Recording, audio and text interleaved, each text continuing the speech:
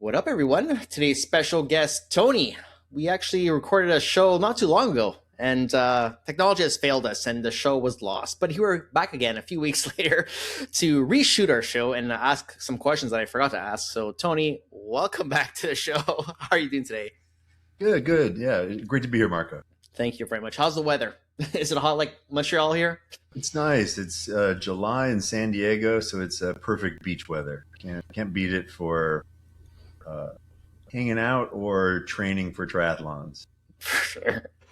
So, Tony, I'm going to start off with tell us a little bit about yourself and what actually you're working on today. Yeah, right now I'm a CEO founder of LongevityPlan.ai. Latest project, and started it about a year ago after 10 years in artificial intelligence, a few years in molecular diagnostics in the health tech industry. And it's fantastic. It combines my hobby of personal fitness optimization with my career in artificial intelligence and medical technology. So it's a blast. We're selling peptides, optimizing peptides for athletes and performance, and doing a lot of coaching and working with our digital twin platform to help athletes and coaches really engage with their personal health outcomes. And of course, you mentioned Ironman, so that's something I want to dig down a little bit deeper in this conversation. But because now in 2026, AI and electric cars. If you talk about this 10 years ago, people were like, "What? What is even AI? Who would buy an electric car?" And here we are today. That's all you hear in the office. We have conversations about just AI and humanoids and all these random questions. And but what first got you interested in AI in general? Like, was there a specific moment like, "Hey, this could be something cool," or was it good just like a temporary thing, as people thought? I've been into software technology and statistics since I went to Stanford Business School, law school, started my first company 25 years ago. It had some statistical elements and a lot of web analysis, so I appreciated things like multivariate analysis. And to me, artificial intelligence, there's an evolution between math and machine learning, and then what we call artificial intelligence. So I've been sort of there all along the way. I like optimizing. I like statistics, and I like figuring out rules as to how things can be improved based on data. So for me, artificial intelligence is just an extension of multivariate analysis, or looking at the things that drive results, plain and simple. And what was the biggest challenge when you were starting this company many years ago? Like, what was because you hear about AI and like today it's fantastic, but what was in the beginning, like when it was still like kind of new? What was the biggest challenge you had? This current company, their challenges have been, I'd say, mostly around funding. We've decided not to go after venture capital funding. I've done that before. For my first company, I raised money from SoftBank Venture Capital, huge, huge venture fund. We raised 2 rounds from it, grew up to 120 people. But for this company, I wanted to do it different. I wanted to self-fund it. I wanted to have more control over it, both creatively and growth-wise. So we're really frugal. I'm spending my own money, so I'm naturally pretty cheap about it, a little less willing to gamble, and also a little less greedy. I don't have people driving me for big results. I can be happy making customers happy. And that's really what gives me satisfaction at the end of the day, is being successful by my customers and my partners, not necessarily having a big empire to run. So right now, I get a lot of satisfaction out of just doing things right and doing them with our unique vision of a combination of fitness optimization and AI together. There's a question I want to ask, like, is there a moment where when you're starting a business, like you thought it wasn't going to work out, or then another part I want to say, was there a specific moment where you knew like, oh wait, this could actually work. So was there any like doubt in the beginning, and then was there a specific moment where like, oh, it's gonna work out? Like, did you have that while doing this? I mean, I've started 4 businesses Mm, now. Some of them haven't worked out, and mm-hmm. some of them have. So there's definitely been times where I've thought one way and things have worked out the other way. And it could be I thought things were working, but they ended up not. Um, it's all just a matter of time. Yeah, I mean, you could say everything dies in the end, right? yeah, Or you could, success could be fleeting, but I think the key is to understand your goals, and then you're looking at success, but how do you define success? Is the mm-hmm. first thing.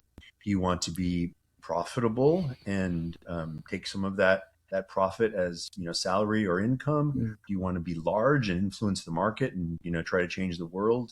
Those are completely different metrics of success. So for me, when things have failed, a lot of time it's been experiments. And when you do experiments as an entrepreneur, experiments in different business verticals, different technologies, as long as they're not fatal and you didn't bet the ranch on one experiment, it's fine. I mean, the motto is to fail quickly and fail cheaply, and then you learn and go on. And oftentimes you'll try 4 or 5 experiments at a time, and maybe 1 or 2 will work out. So you just go that direction. Yeah. It's So because since you're an entrepreneur, you started four businesses, and what is what is the hardest thing an entrepreneur can learn while starting a business? What's the hardest thing that they can learn? I think at the beginning, the entrepreneur has to learn how to do it all, and that can Mm-hmm. be really difficult.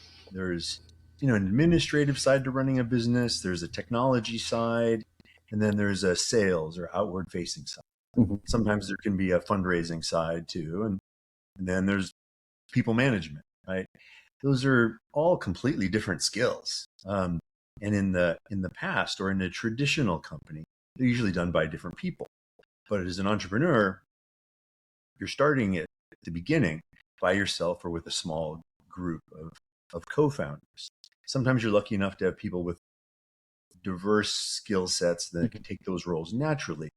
But almost surely there's a couple things that are left out.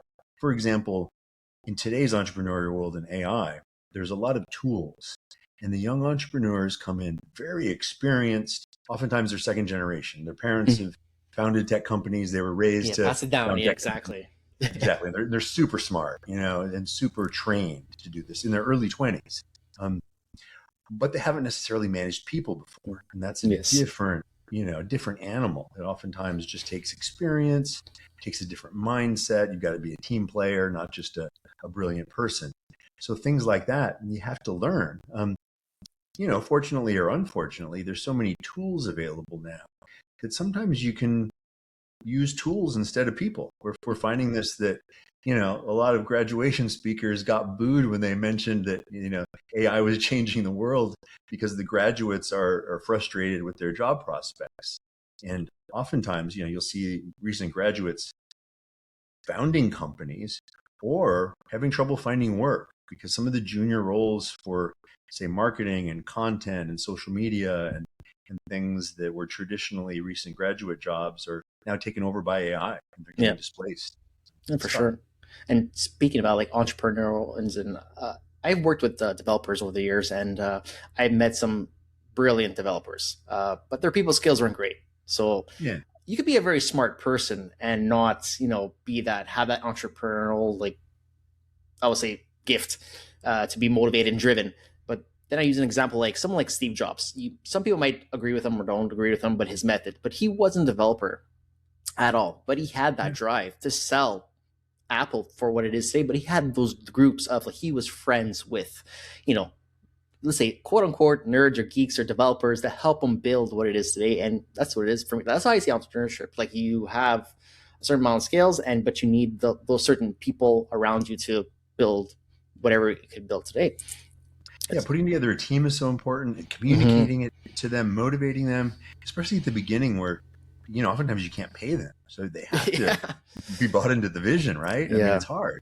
So you've really got to be good at that. And And then understanding the vision. This is something Steve Jobs did a Hmm. great job of, but understanding the market. And I see a lot Mm. of tech focused entrepreneurs that are great at developing a tech, Yep. but they seem to be, sometimes clueless about what the what the market is for that and Hmm. why somebody would buy it and pay money or risk their business depending on a startup that has just one piece of technology that is only slightly different, maybe slightly better than what's out there. Hmm. Oftentimes that's not enough. And so there's a lot of, say, scientist entrepreneurs that are just lacking in the business sense, Okay. where, somebody like Jobs wasn't, you could say Hmm. maybe Wozniak Yeah, was that guy, he was the but he guy. certainly built brilliant stuff. Right. Yeah, for sure. And since 2016, you've been starting in AI. How has it changed the most over the years? Where do you see the biggest growth, or like how has it been used more now today? Really, the past 2 years, it's exploded as Hmm. far as consumer acceptance and use of it. And I didn't Yes. see that coming. I It's, mean, I went all in AI in 2016, started a company hmm. for enterprise communication optimization with AI. We were reverse engineering customer and brand conversations. This is before the LLM, before the invention of the transformer that really kicked off the AI revolution, and way before OpenAI. Um, we struggled though. Some visionaries saw that AI was going to be large and were willing to spend corporate dollars on it. Um, but now, all of a sudden, with the LLMs, in particular ChatGPT, consumers have been finding so much value out of it. And, I'm amazed at how precise and how much deep research can be done on, the LLMs. I use many of them, Claude in particular, for a lot of business research and ChatGPT for more of my consumer oriented questions. Um, but it saves so much time putting together content, doing things like planning for meetings, doing research on people, and go It's to market strategies and things like that. It's just amazing. that's endless. And but in the next, let's say 5, 10 years, where do you think AI will have its biggest impact? Like, how will it grow in the next 5, 10 years? Where do you think will be more in depth? I think the biggest areas are going to be the hard sciences and healthcare. Hmm. Um, there's so much complexity around biology and chemistry and the human body.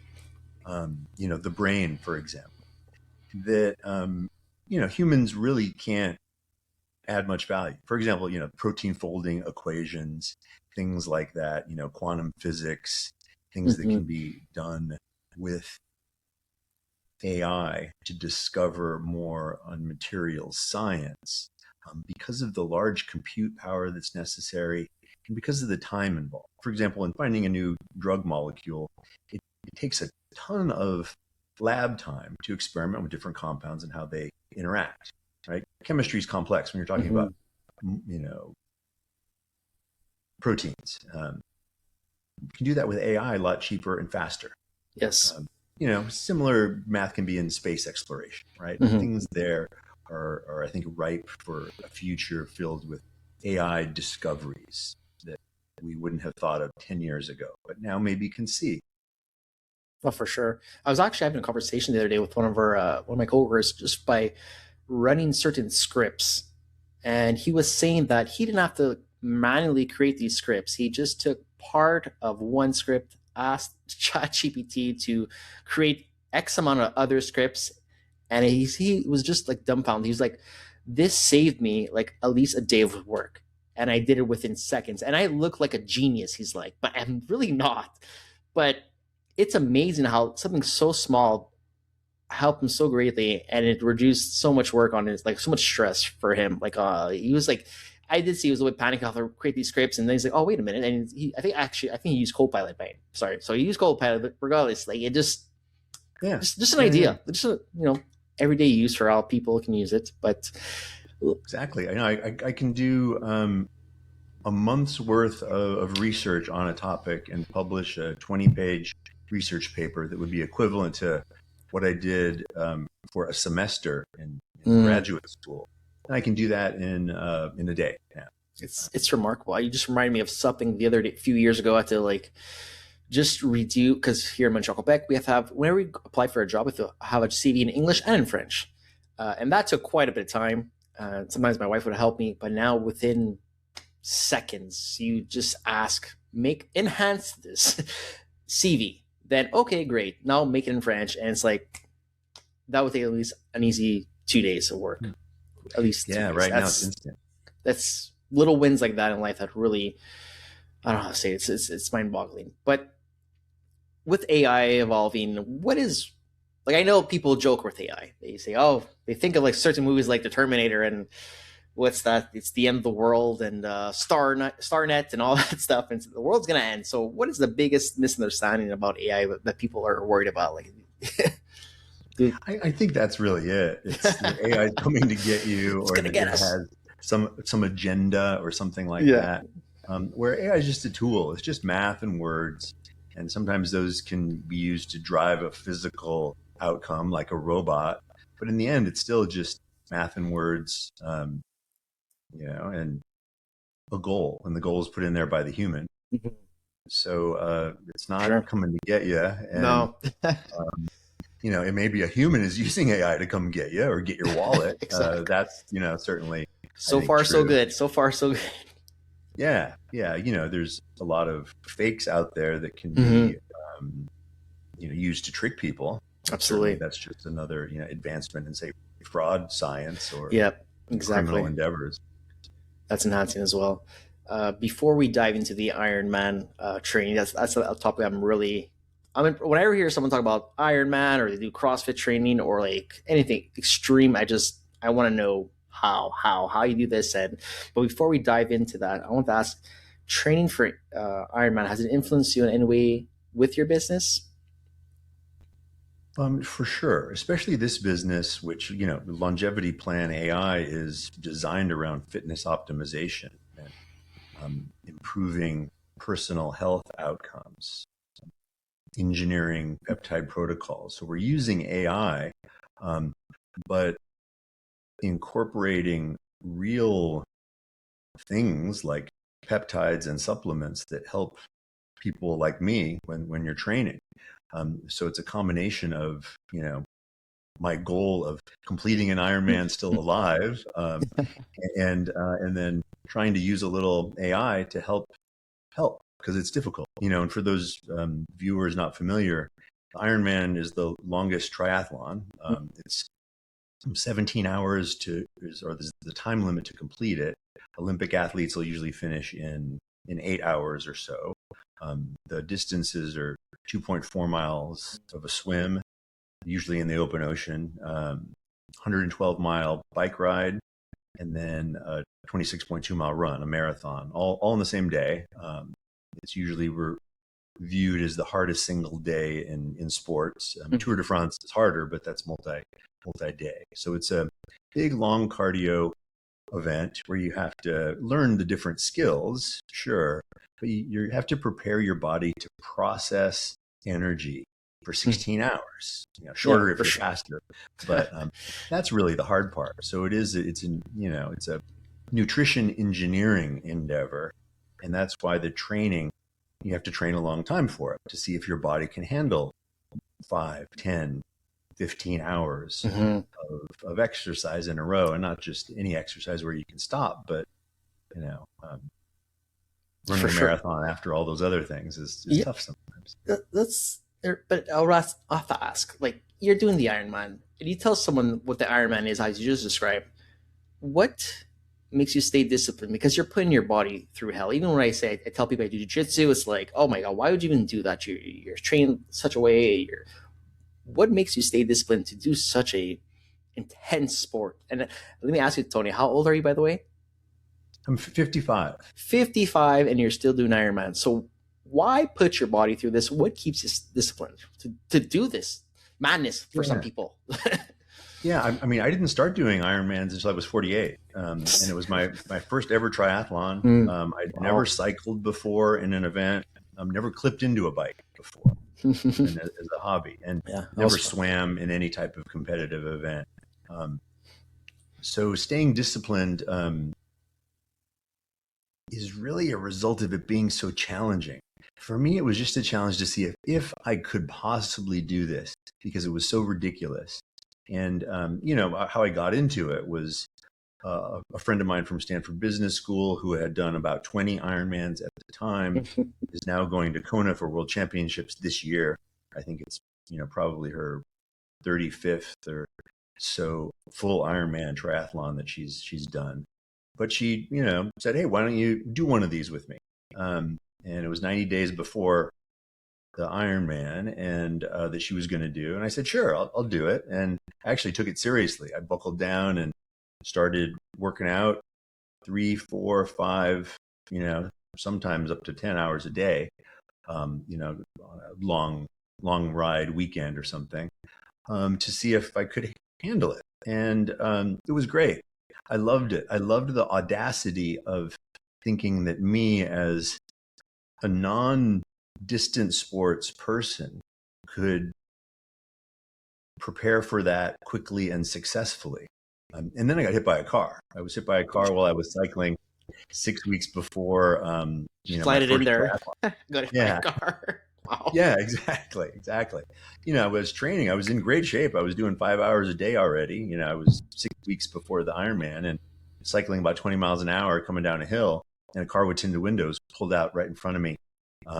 He didn't see me, and I T-boned him, went flying over, still clipped in, came down on the hard surface and barrel rolled. Luckily rolled, and I didn't do a face plant or something worse, but I did separate my shoulder. Yes. Completely separated, just popped, sounded like a rubber band snapped, and started to hang lower immediately. So I knew it was bad, and went into the sports doctor that I knew. Luckily, was close by. Got the whole X-ray, MRI stuff done, and he said I might be able to do the Ironman in 6 weeks. It was my first question. Is, "Hey, do you think I can still make the triathlon?" And he said, "Well, come back in 2 weeks and we'll put you through some strength tests and we'll see." But for me, I knew I had to keep my cardio up, give myself some extra padding because this was going to be rough. But I thought, well, how neat. Maybe if I can finish this with one working arm, this would be really spectacular. Yes. So I kind of learned how to swim side stroke with one arm. Wow. And the question was, could I do it fast enough? I know I could do it long enough because I can kind of swim forever real slowly, but I'm not a fast swimmer. I'm 5'10", built like a running back, not 6'4", like Michael Phelps. But I clocked myself, and I knew I could do it after a couple weeks. So it gave me more resolve. So really, to stay disciplined for me, it's about the challenge. There's no challenge out there. I'm not disciplined. I use it as an opportunity to rest. So I'm not walking around every day all year, Mr. Disciplined, like some people are. It's, how they work. I take a break. I take a rest. I'm not, I can't do 5 hours of cardio every day all year round. I try to do it about half the year. The other half of the year, I operate regularly. And you managed to do the Ironman even with the injury. Yeah, I finished my first one. I was, my goals were simple. This was not to get killed, and make the swim cut off, make the bike cut off, and make the run. I swam with one arm. I was, I had an extra half hour to spare, so I did it in pretty good time for me. Still ahead of 20% of the pack, which was great. On the cycle, I was cutting it close. It's not a good cyclist, and I'm big, and I couldn't change gears. I had to do it all in one gear because I couldn't get down into aero position because of my shoulder. So I had to ride more upright, which was really slow. I barely made the cutoff there. They give you a cutoff about dark because they don't want people cycling in the dark. So it's a very strict cutoff, and to keep the course clean and safe. But then I knew once I got to the run that I could do it. So once I, handed the bike off and started the run, I was elated. I knew that I could stagger across the finish line and just, gut it out. I had to run most of the marathon like this to keep my shoulder in. Oh So it was a wow. little slow. People thought I was showing off or something, but Yeah. I was not. I was just trying to keep Stretch it it out. together. Yeah, exactly. But, I made the run uh, cut off without a problem, another, half hour to spare. And that was my only goal. So I was so excited about that. I knew I was going to do some more. And Yeah. I finished two more Ironmans after that. I did another one in Cozumel, Mexico. In my second Ironman, I was in the best shape of my life right before that. And I wanted to get a personal record. I thought, oh, Hmm. this is great. I'm coming to the same course. I'm doing the same thing. I'm in much better shape.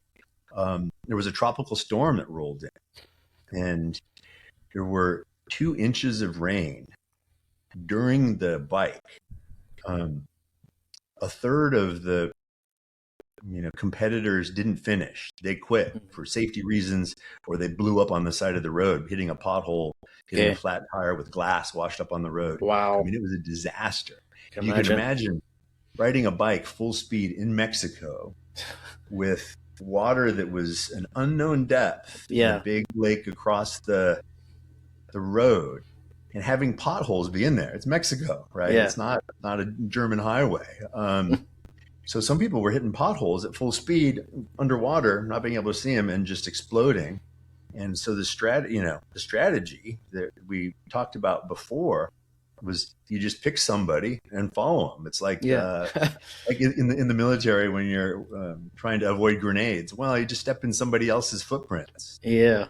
You don't want to be that first guy because they're the Yeah. one taking the risk, but better to be the second guy. So we did the same thing. I just picked somebody, went right behind them, took my time. And even though I was in the best shape of my life, it was like riding a bike in a hot shower for 8 hours in a row. That's exactly what it felt like because there Oh was wow. that much water coming down. I thought, oh, they're gonna call the race. There's no way Yeah. they can do this. This isn't safe. There's people on the side of the road injured, you know. So I was kind of a little bit laughing, but like, okay, I'm going to keep going, Of course. waiting for the whistle, and they never did. And luckily, luckily I was in enough shape, had enough reserves, extra powder to burn, that I was able to finish because Mm. I didn't break my personal best by any means, but I had enough padding. To just finish under those conditions, where most people that were experienced triathletes didn't, because Wow. either they had an accident or they couldn't handle, cycling for 8 hours in a wet shower is kind of Yeah. rough. It It's, doesn't sound too nice. But also to say, jokes aside, Tony, you got hit by a car and you still competed. So I doubt you were gonna quit anyways. So like you set the bar so high on your first triathlon. I was like, I got hit by a car and you still went in 6 weeks later and you still yeah, so I think your mindset from that experience was so strong that like as you're describing your that triathlon right there, that Ironman, like there's no way you're gonna stop anyways. It's like it's impossible. yeah, I think that's exactly right. I viewed it again as, oh, this is great. It's my second Ironman. I now here's these obstacles thrown in Yeah. front of me. So it just made it all the more interesting than if it was nice, peaceful, and it was. Yeah. I, Um, I think sometimes in life when we suffer a bit, like for you, you got hit by a car, and like I blew my back many years ago. It stopped me for over a year. I couldn't train at all, but that experience alone, the buildup of doing rehab and building up all over again, and going back, starting all from the bottom. Did boxing movement, then I went straight to the jiu-jitsu, and now I feel like I'm stronger than ever. And yeah, so that's probably the best thing that ever happened to you to keep you going for more and more. No, exactly. Exactly. I think that failure or trying things that are really hard and Hmm. not succeeding, but being able to learn from it and then try it again is just great in business and great in life, great in athletics, right? If you're Yeah. not doing things that are, that there's a significant chance of failure, you're not trying hard enough things. Absolutely, I Um, believe on that. People say like when you stay too comfortable, yeah. either in your job or like even at home. Like I can't, like now I can't. Even now I have an injury. One injury I got, I spoke to you earlier about my eye infection, and a side effect was a lump from the medication. I can't train jiu-jitsu for another week or so. So that's driving me nuts. But I constantly think about it. I'm still going to show up. I still train different types of training to avoid any contact on my neck, but Hmm. I can't just not train. It's hard. Certain people won't understand that mindset where being comfortable is probably the worst thing that can ever happen to you. And being comfortable what led me to my back injury. So I was so weak, I didn't Oh, train for a while. And as soon as I think I told you this story, as soon as I shoveled snow, I torqued my back and it popped.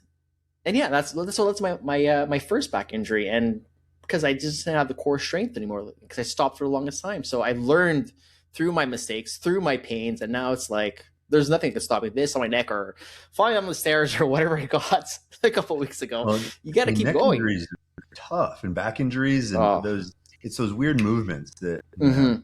get you and put you out for a while. But Tony, how many Ironmans have you done up to date so far? I finished three, and Okay, I didn't finish one in Brazil, okay. but I finished Australia, two in Cozumel, and I should be going back to Cozumel this year if schedule permits in So November for my fifth attempt. so you're due for a fifth. Is after Yeah, your fifth, are you still going to be going until you can't do it anymore? Or is it just I'm stopping at my fifth kind of thing? yeah, I Where's your want to mind do one at? every year. Oh, that's It's good. really, I mean, since 2019, since I started, when I was 48, I've been trying to do one every year. Mm, Oftentimes work schedule gets in the way because if you for can sure. imagine, being in tech or really having any job, but trying to Hmm. train 5 hours a day is tough. Not only to get the training in during daylight, which if you want to do, at least some of it outside, not on a machine, but you're pretty tired. So it's, hard to put in a 12-hour day at work and a 6-hour day on the track every year. So I try just about every year, and I want to keep doing it till I'm 80. It's amazing. Age isn't setting me back at all. My injuries aren't either. It's Hmm. really just, personal motivation and Absolutely. time. And it is hard to keep the motivation up. Like I Hmm. said, I can't do that all year round. And then time with the job.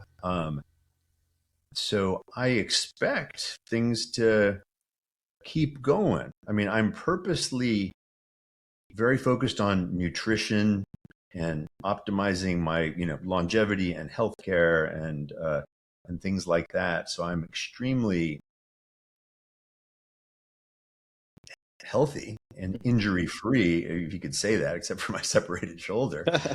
Um, I usually recover pretty quickly, and I like doing this stuff. Well, it's good to hear because even like for me, I've done five competitions in jiu-jitsu, and my mindset's always like I'm gonna do this until I basically can't. I don't even set an age Yeah. anymore until I can't, and my work gets involved, family, all that stuff. But it's always in my mind that I'm going to plan one. Of course, this month has been good. There's always something that happens, but it's there. It's the train. I'm still consistent with my training. Jiu-jitsu not as much, but I'm still present. I just haven't given up yet.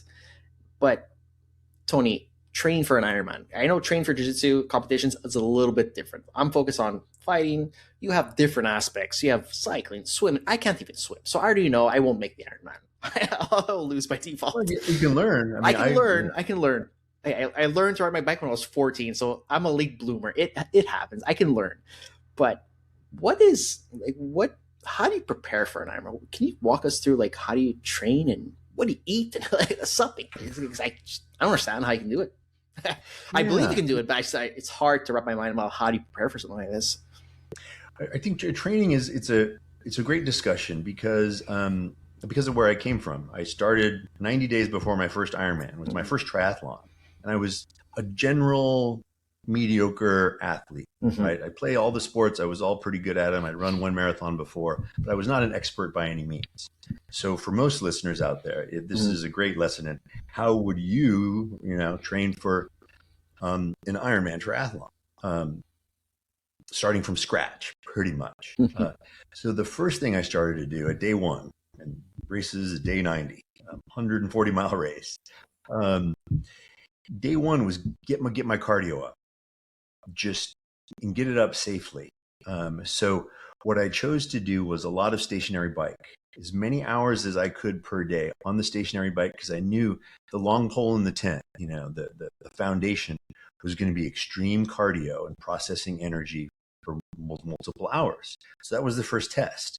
if I could work up to from 1 or 2 hours of intense cardio to 5 hours of intense cardio in any way possible, then I knew, okay, I was in the game. If I couldn't, I knew that I had to do something else, a shorter triathlon. So after I was able to climb up that hill, then I started working on the skills and diversifying a little more. Running, I think, is kind of easy. We all walk, we all run a little bit.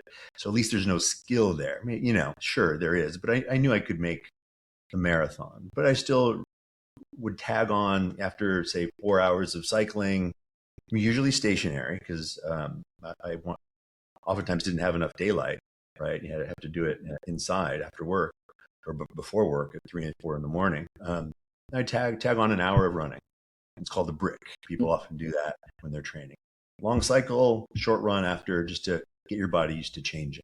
And then you can do things like swim and cycle too in the same day.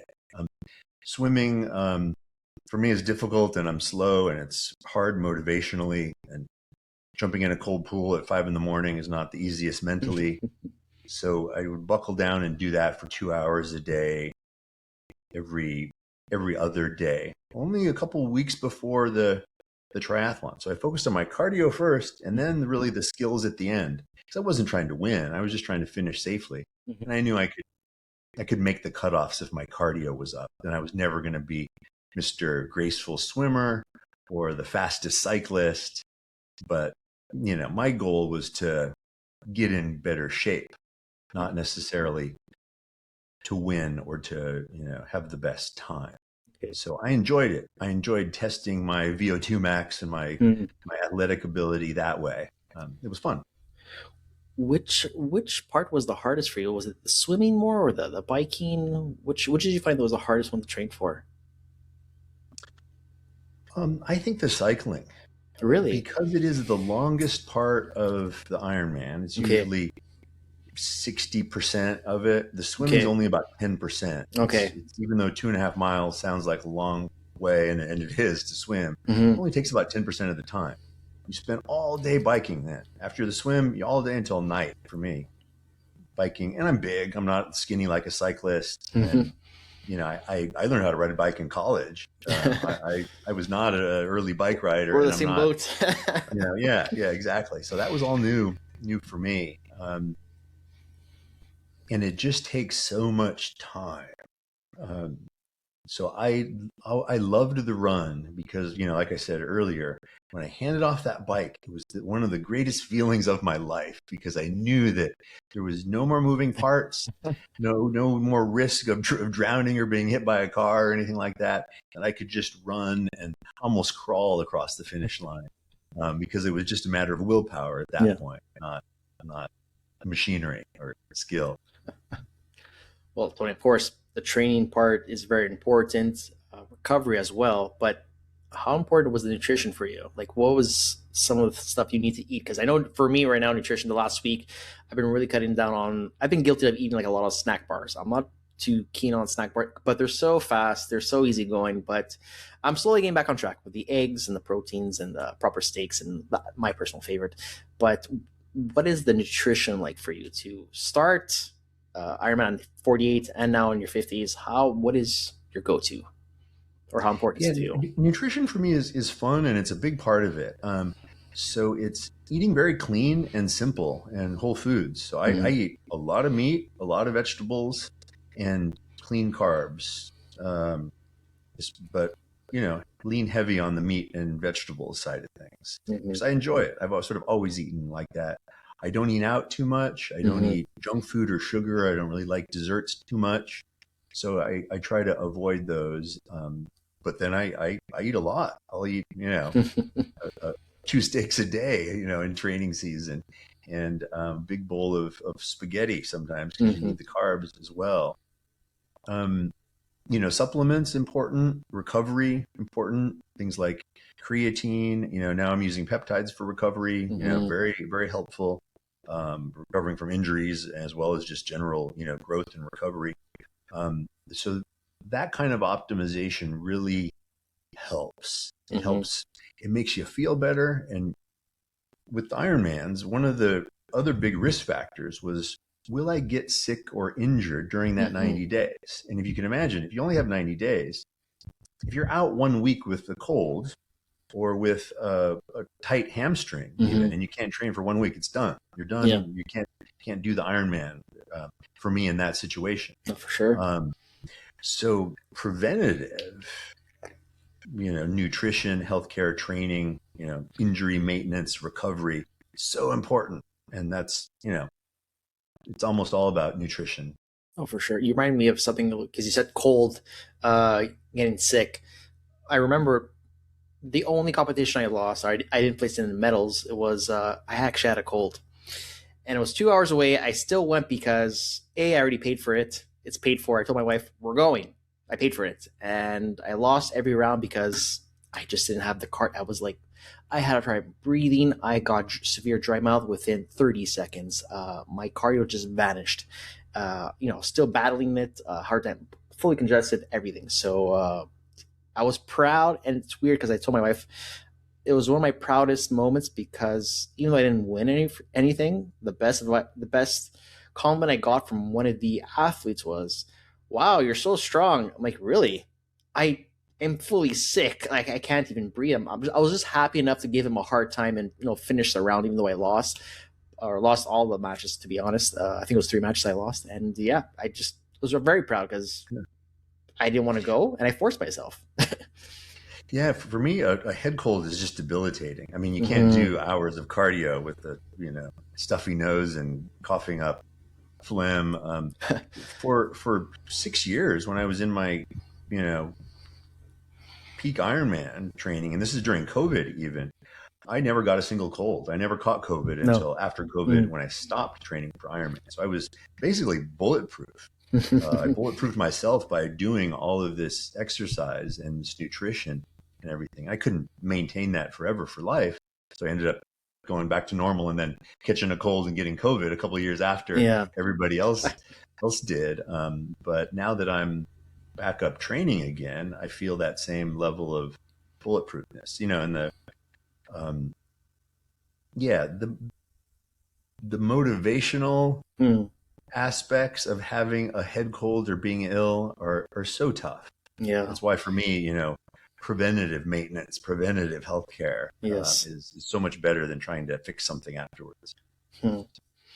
And let's say there's someone who's thinking, pondering about this Ironman because you hear it all the time. And what would you recommend or advice you would give to someone? Let's say for me, what advice would you give me if I'm thinking about doing an Ironman? What would you recommend? How do I start? What should I Yeah, I, do? I get a lot of friends and a lot of contacts on social media reach out to me and ask me that question because they know that I'm kind of an amateur just who started doing this when I was 48. Right, Hmm. I'm not somebody ingrained in that forever, so I kind of know how it is to just decide to do it and then be successful at it. So I'm a good person to ask. The first things I usually tell people are do a bunch of cardio, whatever kind of cardio you like.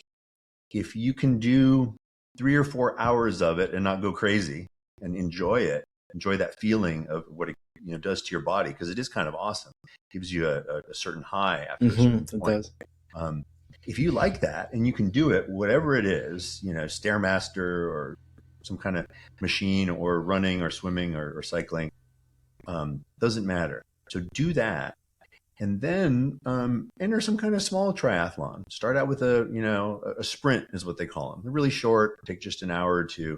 They have all different distances: sprint, Olympic distance, and then there's a half Ironman, 70.3, Hmm. and a full Ironman. Those are the four common distances. Start small Hmm. and figure out if you like to do all that. Going from cycling to running, and you like can use all the different equipment. That way, you're not making a giant commitment to something that's, you don't want to bite off more than you can chew, like Yeah. I did. But that's kind of the way I roll. But I wouldn't recommend that. But if you like doing the cardio and you like the challenge of learning different events, you'll love it. No, for It's sure. it's really fun, and they're oftentimes in great destinations too.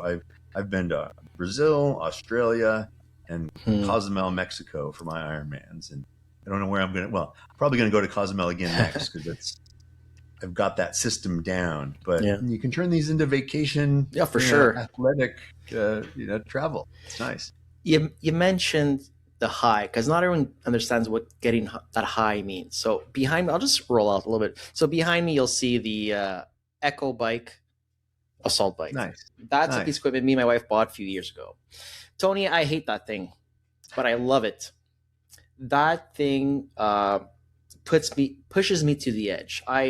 Everyone swore by this machine. It's like the number one thing they use. Even CrossFit use it by sponsors. They use all this. Yeah. The amount when I finish doing just a 4 minute bike session, I think it's a 10-20. So you go 10 hard, 20 rest, or even vice versa, 20 hard, 20.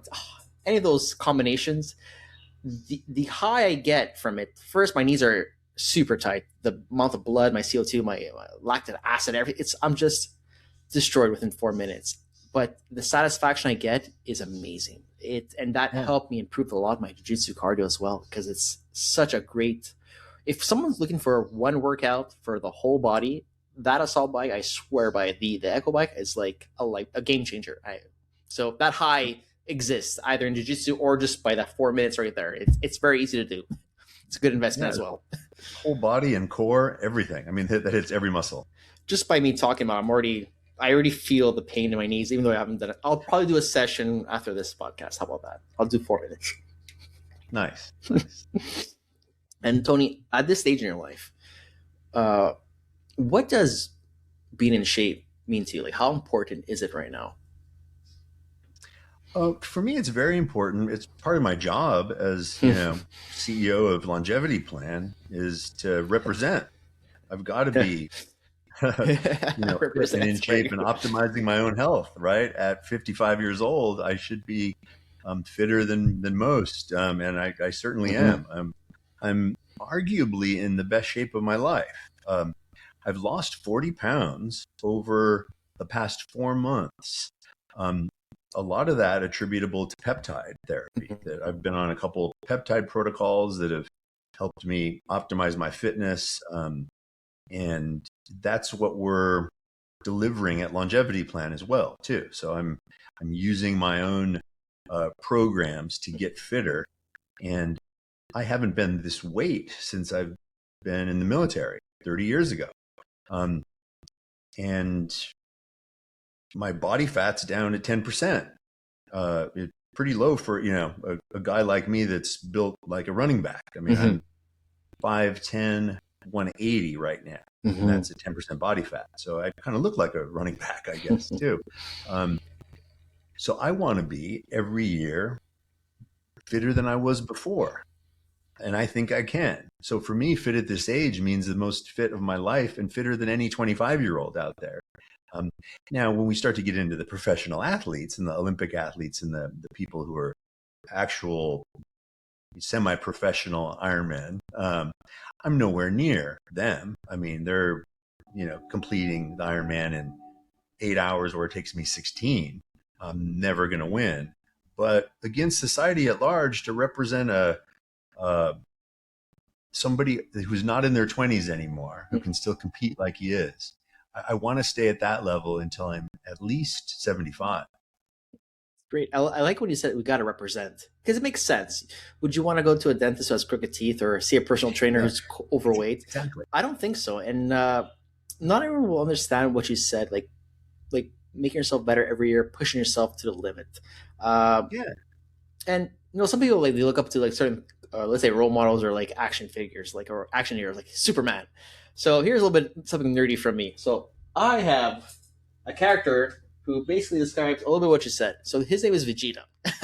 So this character represents, or his ideas are basically pushing himself to the limits, where he can't push anymore, he continues to push. And that's the way I explain to my wife as well, and other people too. Like, just because I reached 40 years old this year, doesn't mean I'm not going to stop competing. Doesn't mean I'm going to stop training. I'll just be training more. I'll just get better and better and better. And not everyone will understand what you just said. So I'm happy you said that, because I have the same goals like that every year. I want to be not average. That is my one goal, not to be that typical dad bod or average person on the street. I want to be a role model for my son and other people's and other friends and my friends at the gym too, like to help push them, and they push me too. So it's a win for everyone. So thank you, Vegeta. I mean, it just keeps you challenged in performing better at your sport Mm-hmm. or at your job in life. Exactly. I don't think age is a limiting factor anymore. I think it's No. willpower and health. And if you have those two things, and health is often driven by willpower. I think at least some percentage of it. Uh, I believe the latest stats on longevity are that only 20% or so is genetic. The rest is Mm-hmm. due to lifestyle. So there's a lot that can be done. And why give up when you're 40? Yeah, exactly. And before we end the show, Tony, I'm going to ask you one off topic question, something I really want you to think about. So, if you had to start over tomorrow with no money and all the knowledge you have today, right now, what would you do first? Take your time Yeah, with this it one. would it would be surprisingly, it would be Mm-hmm. very similar, if not identical, to what I'm doing right now, Mm-hmm. which is optimizing fitness with Mm-hmm. AI. Um, I understand fitness and I understand AI, and oftentimes those two things don't come in the same person. Mm-hmm. Um, so I feel like that's why I started this business. Was I had a competitive advantage of knowing both worlds. I can compete on the field Mm-hmm. like a elite 20-year-old athlete, and I can run a startup like a 20-year-old founder. And be just as fast and knowledgeable and skilled. So that's what I would do. You can always get money. There's money out there, Mm-hmm. but it's hard to get knowledge, and it's hard to quickly get health. It takes a long time. Um, so if I could plan for this a little earlier too, what I would have done earlier in my career would have been to commit more to fitness and Mm-hmm. commit more to AI decades ago. Go. Yeah. Back when, maybe when I was coming out of military service and going to Stanford and looking at broadly at technology, I could have ideally focused then a little more on AI because I certainly love it. I love the math and the stats and the optimization. And I've always loved fitness and sports, but I never thought I'd be lucky enough to make a career out of it. And now I Yeah. can. We're never too sure what can happen in life. And I always say, oh, I wish I could have done jujitsu when I was in a teenager. Instead of playing soccer when I was young, I could have just done jujitsu because I Yeah. felt I learned so much from it and it pushed me to my max. And here I am today, and I feel like mentally I'm so much stronger compared to when I was like in my 30s or even before getting married, all the stress, all that stuff. But I feel like there's nothing that can stop me right now. Just what, but that's how life is. That's we're happy to be here today. And Tony, I thank you so much again for rejoining us back on this podcast because our famous other show was mystery gone into the clouds somewhere. But Tony, thank you so much for coming back again, and good luck on your next Ironman, sir. And you look Yeah. great. Thanks a lot, Marco. I really appreciate it. Yeah, great to be here and talk with you. Take care, everyone. Bye.